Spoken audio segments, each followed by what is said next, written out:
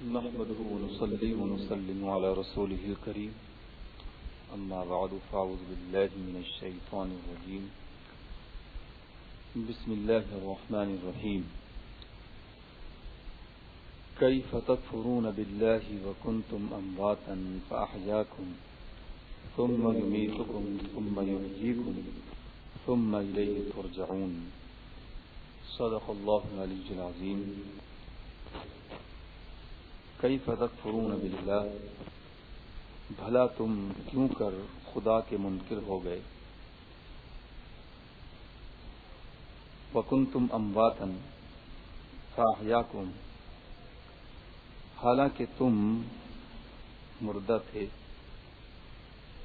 اس نے تمہیں جلایا. ثم یمیتکم، پھر تمہیں مارے گا. ثم یحییکم، پھر تمہیں جلائے گا. ثم الیہ ترجعون، پھر اسی کی طرف پلٹ کر جاؤ گے.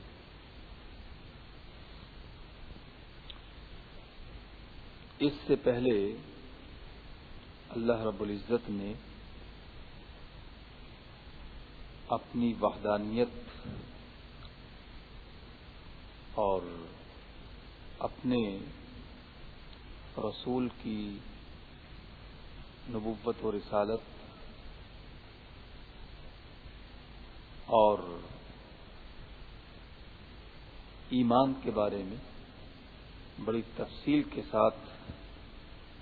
دلائل اور براہین بیان فرمائے. اب دوسرے انداز سے ان لوگوں کے لیے، ان ضدی کافروں کے لیے کہ جو اپنی ضد اور اپنی ہٹ دھرمی کی وجہ سے ایمان نہ لائے اور طرح طرح کے شبہات اور انکار کیا کرتے تھے، ان کے لیے اس میں دلیل بیان فرمائی جا رہی ہے. جو منصف مزاج تھے ان کے لیے تو وہ دلائل اور براہین کافی ہو گئے. انہوں نے انصاف کی نظر سے ان کو دیکھا اور ان پر غور بھی کیا تو وہ ایمان لے آئے. تو کچھ ایسے بھی تھے کہ جو ان براہین اور ان دلائل پر نظر نہ کرنے کی وجہ سے اور اپنے اصرار کفر پر ڈٹے رہنے اور کفر پر جمے رہنے کی وجہ سے ان کا انکار کرتے رہے. تو اب اللہ رب العزت ایسے ضدی اور ہٹ دھرم کافروں کے لیے دوسرے انداز سے دلیل بیان فرما رہا ہے اور اپنی توحید اور اپنے رسولوں کی رسالت اور ایمان کے بارے میں دوسرے انداز سے یہاں جو ہے دلائل کا ذکر کیا جا رہا ہے. اس لیے کہ ایک مرض اور ایک بیماری کے بہت سے اسباب اور بہت سی علتیں ہو سکتی ہیں اور ماہر اور حاذق اور بہت ہی نباز معالج اور طبیب وہ ہوتا ہے کہ وہ اس مرض اور اس بیماری کی ساری علتوں اور سارے اسباب پر نظر رکھ کر اور غور کر کر پھر جو ہے اس مرض کی جب تخصیص کرتا ہے تو وہ اس کا علاج شروع کرتا ہے اور اس علاج میں کامیاب ہو جاتا ہے. تو یہاں پر بھی بلا تشبیہ و تمثیل اللہ رب العزت ان ہٹ دھرم کافروں کے لیے کچھ اور طریقے سے دلیل ذکر فرما رہا ہے، اس لیے کہ کفار اور بے دین لوگوں کی نظر صرف ان باتوں پر ہوتی ہے، ان چیزوں پر ہوتی ہے کہ جن کو وہ محسوس کرتے ہیں، اور جن کو وہ محسوس نہیں کرتے ہیں اس کو مانتے بھی نہیں ہیں۔ وہ اندیکھی چیز کو تسلیم نہیں کرتے۔ اسی لیے آپ دیکھیں کہ کفار نے دوزخ کا بھی انکار کیا، جنت کا بھی انکار کیا، اور ان میں تو بات وہ بھی تھے کہ جو دہریے تھے جو اللہ رب العزت کی ذات اور صفات کا بھی انکار کرتے رہے اور کر رہے ہیں، اس لیے کہ انہوں نے دیکھا نہیں، ان کو محسوس نہیں ہوتا۔ تو جب محسوس نہیں ہوتا تو وہ ان ساری باتوں کا اور ان ساری چیزوں کا انکار کرتے چلے جاتے ہیں۔ تو اب اس آیت میں اللہ رب العزت ایسی چیزوں کا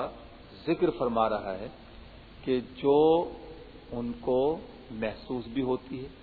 اور جس سے وہ گزر بھی چکے ہیں، اور پھر ان محسوس چیزوں کا ذکر کرنے کے بعد ان کے ذریعے سے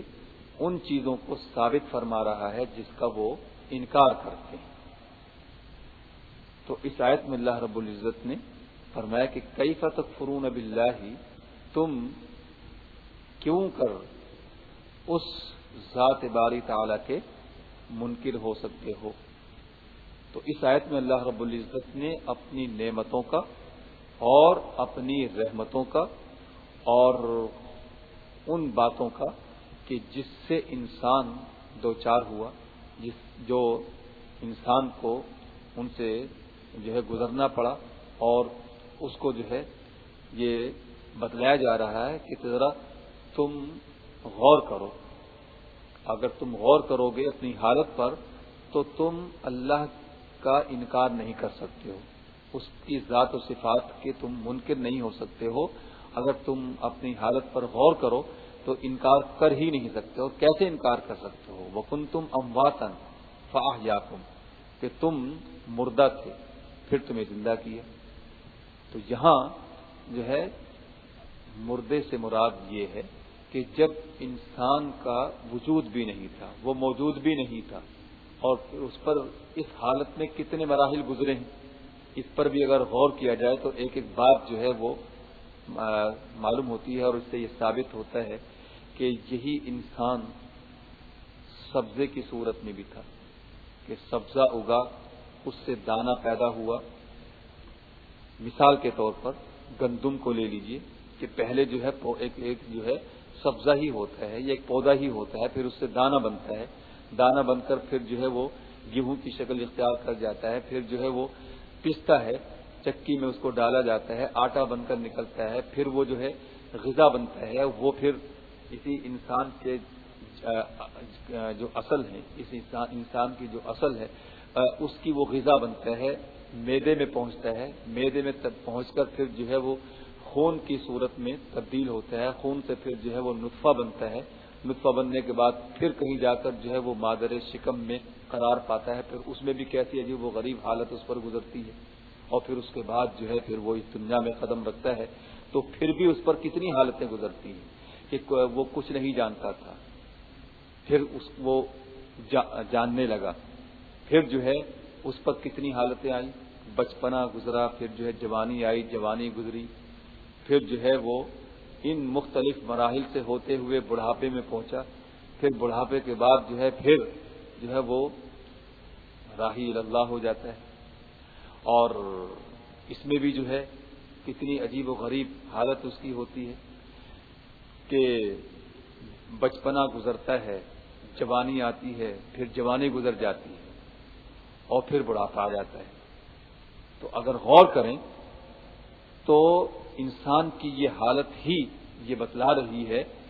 کہ انسان پر اتنی حالتوں کا بدلنا اور گزرنا یہ ثابت کر رہا ہے کہ کوئی اس حالت کو بدلنے والا ہے، کوئی ایسی ذات ہے کہ جو ان حالتوں کو تبدیل فرما رہی ہے، اور پھر انسان کتنا مجبور اور کتنا بے بس ہے کتنا بے کس اور کتنا بے بس ہے کہ بچپنے کو گزرنے سے نہیں روک سکتا. جوانی جب آتی ہے اور جب وہ جا رہی ہوتی ہے تو اس کو بھی وہ نہیں روک سکتا ہے, اور جب بڑھاپا آتا ہے تو بڑھاپے کو بھی نہیں روک سکتا ہے. تو گویا کہ اللہ تبارک و تعالی اس آیت میں حضرت انسان کو یہ بتلا رہا ہے کہ اے انسان, تو اگر اپنی حالت پر غور کرے تو کبھی جو ہے اپنے اس محسن اور اپنے اس منعم اور اپنے اس مربی کی ذات و صفات کا انکار نہ کرے, لیکن پھر بھی جو ہے وہ اپنے محسن کے احسان کو اور اپنے منعم کے انعام کو اور اپنے مربی کی تربیت کو اور اپنے رحم کرنے والے کے رحم کو اور اپنے رحم کرنے والے کو فراموش کر دیتا ہے. تو اس آیت میں یہی بتلایا جا رہا کہ تم کیوں کر اس منعم اور اس مربی اور اس خالق کے وجود اور اس کی ذات و صفات کا انکار کیوں کر سکتے ہو؟ تم تو ایسی حالت میں تھے, تمہیں خبر ہے کہ تمہاری حالت کیا تھی؟ کیا تم یہ جانتے ہو کہ تم کہاں سے آئے اور پھر جو ہے کہاں جاؤ گے؟ وَكُنْتُمْ أَمْوَاتًا فَأَحْيَاكُمْ ثُمَّ يُمِيتُكُمْ ثُمَّ يُحْيِيكُمْ, پھر تمہیں جو ہے وہ مارے گا اور پھر تمہیں جو ہے وہ جلائے گا. تو وہ ایسا خالق ہے اور ایسا قادر اور ایسا قوی ہے کہ جس نے تمہیں وجود عطا فرمایا, جس نے تمہیں ایجاد فرمایا. تو جس نے ایجاد فرمایا, اگر دیکھا جائے تو ایجاد کرنا مشکل ہوتا ہے, تو اس کے لیے تو یہ بھی مشکل نہیں. جب اس نے ابتدا میں تمہیں ایجاد کیا تو پھر اس کے لیے دوبارہ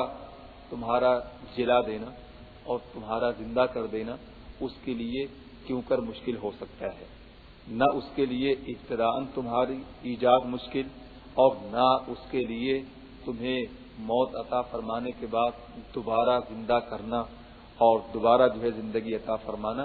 اس کے لیے کوئی جو ہے مشکل اور کوئی جو ہے یہ کام دشوار نہیں ہے. مخلوق کے لیے مشکل ہو سکتی ہے, لیکن خالق کے لیے جو ہے کوئی مشکل اور کوئی جو ہے دشواری نہیں ہے. تو یہاں پر انسان کے لیے درس عبرت ہے اور اس کے لیے جو ہے غور و فکر کرنے کا موقع ہے کہ انسان تجھ پر کیسی کیسی حالتیں جو ہیں وہ گزری اور جن سے تجھے جو ہے سابقہ پڑا, اور پھر تو اپنی آنکھوں سے بھی دیکھ رہا ہے کہ کیسے کیسے جو ہے توانا اور کیسے کیسے قوی, کیسے کیسے نامور اور کیسے کیسے شاہ زور بادشاہ اور شہنشاہ اس دنیا میں آئے جن کی شہرت کے ڈنکے بھی بجے, لیکن وہ کس طرح سے دنیا سے رخصت ہو گئے اور کس طرح سے وہ چلے گئے کہ آج ان کا بحثوں کا نام و نشان بھی نہیں پایا جاتا. تو انسان کو گویا کہ یہاں یہ بتلایا جا رہا ہے کہ تو اس دنیا میں مسافر ہے, تو اور مسافر بھی کیسا؟ بے بس اور بے کس. تو جس مسافر کی حالت یہ ہو تو اس کو چاہیے کہ اپنے پیدا کرنے والے اور اپنے خالق اور اپنے مالک کو راضی کرے. اسی میں اس کی نجات ہے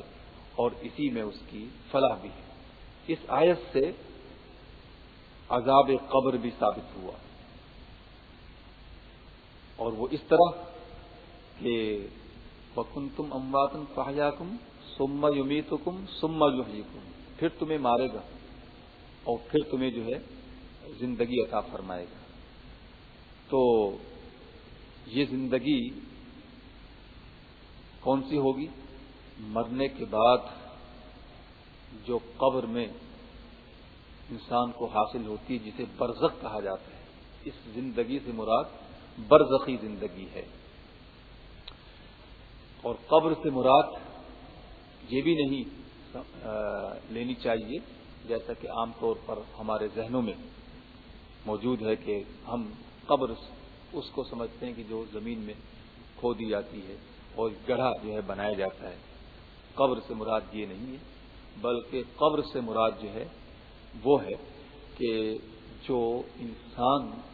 کے مرنے کے بعد کا عالم اس پر جو طاری ہوتا ہے، اس لیے کہ بہت سے لوگوں کو یہ گڑھا بھی نہیں ملتا ہے، دریا میں ڈوب جاتے ہیں، مچھلیوں کی غذا بن جاتا ہے، اور دوسرے جو ہے جانوروں کی غذا بن جاتا ہے، شیر کھا جاتا ہے وغیرہ وغیرہ، اسی طرح سے جو ہے جل جاتا ہے۔ بہت سی صورتیں ایسی پیش آتی ہیں کہ جس میں قبر میں تدفین جیسے جو ہم عام طور پر جانتے ہیں وہ بھی اس کو حاصل نہیں ہو پاتی۔ تو قبر سے مراد جو ہے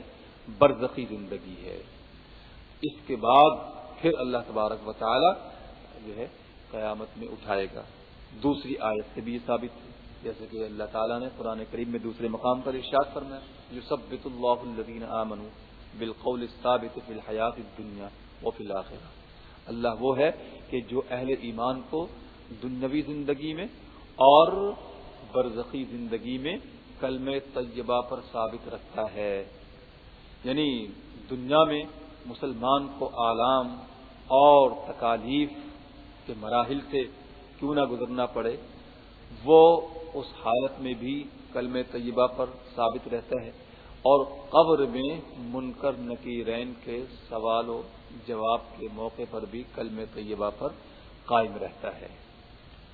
اور اسی طرح سے ایک اور آیت سے بھی عذاب قبر اور سوال و جواب بالکل جو ہے وہ ثابت ہیں۔ قبر کے معاملات قرآن و احادیث صحیحہ سے بالکل ثابت ہیں۔ ربنا امتنا اثنتین واحییتنا اثنتین، کہ اے ہمارے پروردگار تو نے ہم پر دو موتیں طاری کی،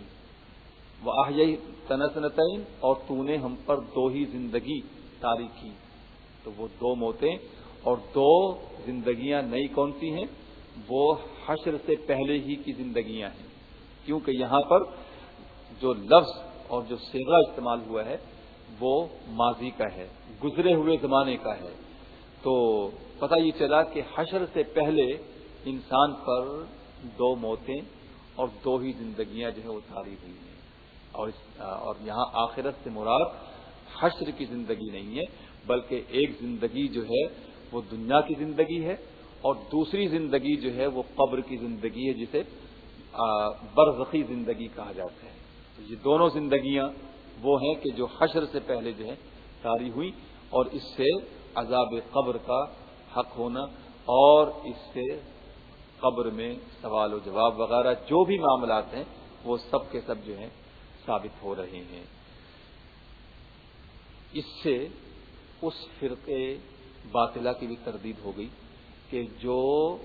عذاب قبر کو نہیں مانتا، اور وہ یہ کہتا ہے کہ عذاب قبر قرآن سے ثابت نہیں ہے، اور یہ چکڑالوی فرقہ ہے، پرویزی فرقہ ہے، جو اپنے آپ کو اہل قرآن کہتا ہے۔ وہ کہتا ہے کہ عذاب قبر کوئی چیز نہیں ہے، اس لیے کہ اس کا کہیں قرآن میں تذکرہ نہیں ہے۔ یہ ان کی ہٹ دھرمی ہے اور یہ ان کی جہالت ہے۔ قرآن کریم سے عذاب قبر بالکل ثابت ہے اور حق ہے، اور اس پر بھی مسلمان کا یقین ہونا ضروری ہے۔ عذاب جہاں جو ہے دوزخ اور جنت اور معاد حشر، بعد الموت، مرنے کے بعد دوبارہ زندہ کیے جانے پر یقین لانا ضروری ہے، اسی طرح سے عذاب قبر پر بھی یقین رکھنا ضروری ہے۔ وآخر دعوانا ان الحمدللہ رب العالمین۔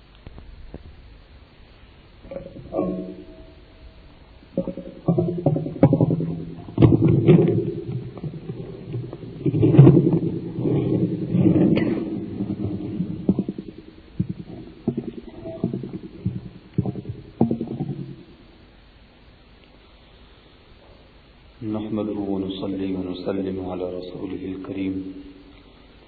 أما بعد، فأعوذ بالله من الشيطان الرجيم، بسم الله الرحمن الرحيم.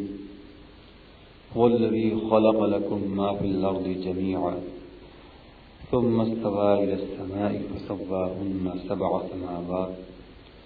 وهو بكل شيء عليم. صدق الله العلي العظيم. هو الذي خلق لكم ما فی الارض جمیعا، وہی ہے جس نے تمہارے لیے بنایا جو کچھ زمین میں ہے، ثم استوى الی السماء، پھر آسمان کی طرف قصد فرمایا، فسواہن سبع سماوات، تو ٹھیک 7 آسمان بنائے، وہو بکل شیء علیم، وہ سب کچھ جانتا ہے۔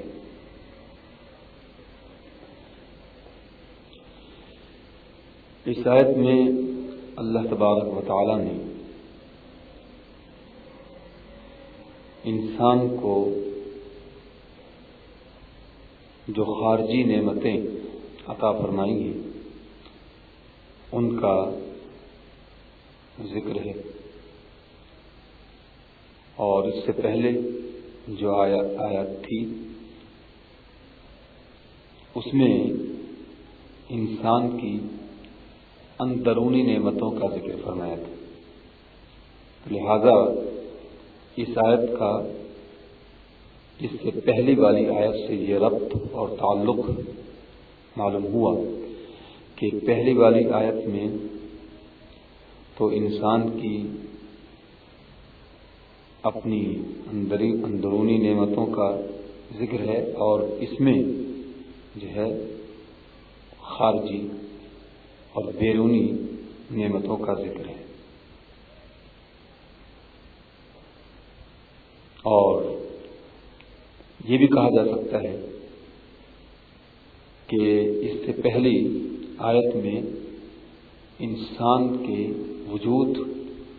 اور اس کی زندگی کا ذکر، اور اس آیت میں ان باتوں کا ذکر ہے کہ اور ان اسباب کا ذکر ہے کہ جس سے زندگی قائم اور باقی رہتی ہے۔ ظاہر ہے کہ وجود پہلے ہے، زندگی پہلے ہے، اور جس سے زندگی باقی رہتی ہے وہ بعد میں ہے، تو زندگی اصل ہے، وجود اصل ہے، اور جس سے وجود اور زندگی کا قیام ہے وہ ایک فرع ہے اور ایک گویا کہ شاخ۔ تو زندگی کا ذکر پہلے اس لیے بھی فرمایا کہ کفار اور بے دین یہ کہہ سکتے تھے کہ بہت سارے اسباب جمع ہو گئے اتفاقیہ طور پر، اور اس طرح سے انسان کا وجود ہو گیا، اس طرح سے انسان پیدا ہو گیا کہ آسمان سے سورج نے دانے کو پکایا، اور دانہ جو ہے وہ پھر آٹا بنا، اور آٹا جو ہے وہ غذا بنا، اور اس طرح سے پھر وہ غذا خون بنانے لگی، اور خون سے پھر جو ہے وہ نطفہ بنا، اور نطفہ جو تھا پھر وہ شکم مادر میں ٹھہر گیا، اور اس طرح سے انسان پیدا ہو گیا۔ تو اس میں رب کا کون سا احسان ہے؟ تو یہ کہہ سکتا تھا کوئی بھی بے دین اور بددین اور کافر اور منکر توحید و رسالت۔ تو اللہ تبارک و تعالیٰ نے اس آیت میں اس طرح کے لوگوں کی تردید فرمائی اور ان کے وہم کو رد فرمایا کہ یہ کیوں کر ہو سکتا ہے، اور تم اللہ تبارک و تعالیٰ کے احسان اور اس کی نعمتوں سے کیسے روگردانی کر سکتے ہو؟ انسان اس طرح سے پیدا نہیں ہوا، اس لیے کہ یہ سب کچھ جس طرح سے بنا، انسان کا وجود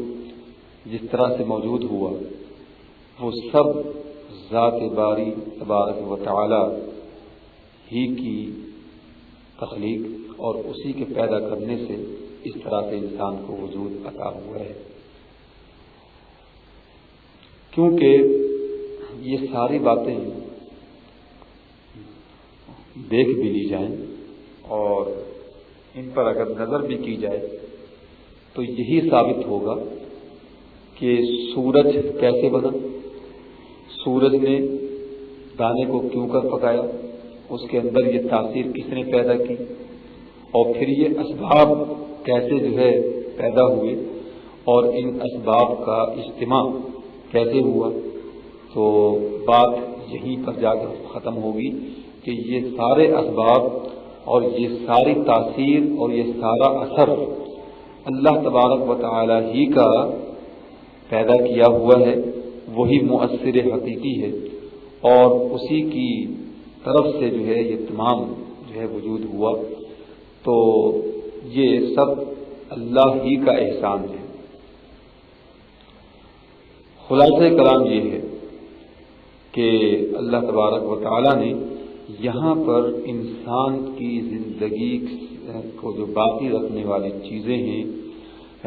ان کا بیان کرنا ہے کہ هو الذی خلق لکم ما فی الارض جمیعا، وہ اللہ وہی ہے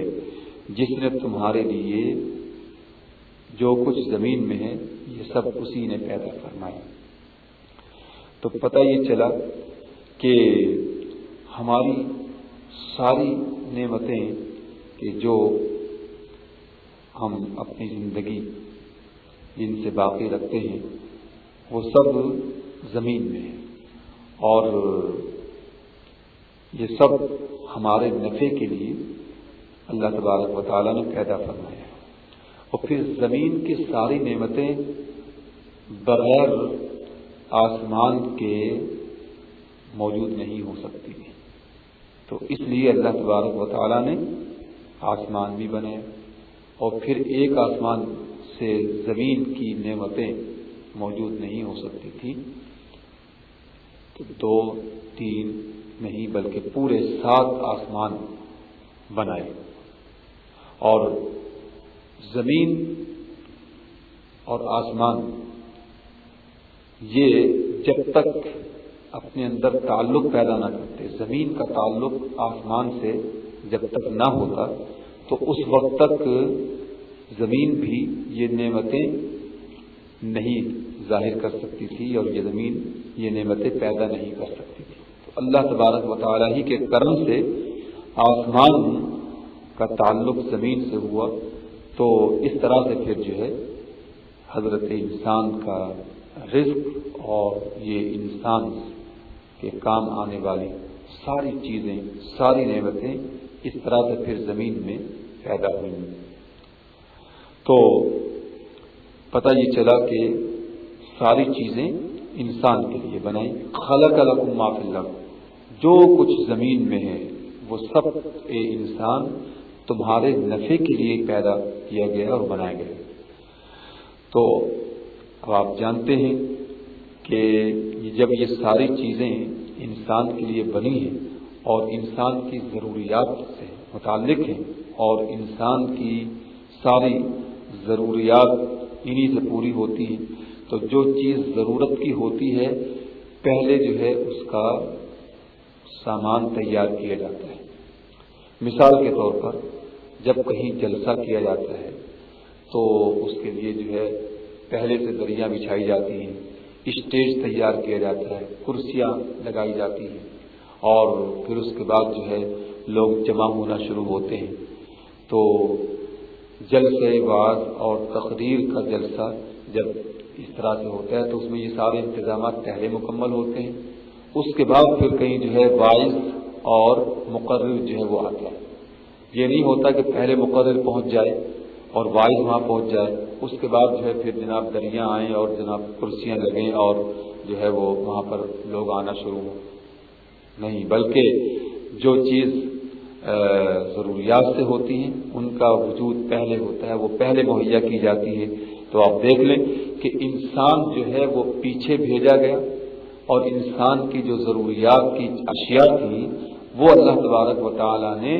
پہلے پیدا فرمائی. زمین کو پہلے پیدا فرمایا، آسمان کو پیدا فرمایا. جتنی بھی اشیاء انسان کے کام کی تھیں وہ ساری کی ساری پہلے پیدا فرما دی گئیں اس کے بعد پھر جو ہے انسان کو پیدا فرمایا، تو پتہ یہ چلا